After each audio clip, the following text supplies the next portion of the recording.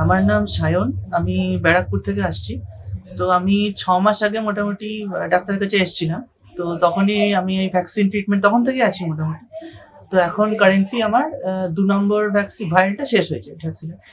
তো ১ম দিকে যেমন ছিল যে আ টুকটাক আমার এমনিতে ডাস্ট অ্যালার্জিটাই মেইন বলতে পারেন। তো ডাস্ট অ্যালার্জি ১ম এ একটু ধুলো ঢুকলেই তখন প্রায় সারাদিনই মানে ভুগতাম। মানে ধরুন সর্দি কাশি হতো, হাঁচি হতো, জ্বর চলে আসতো মাঝে, মাঝে।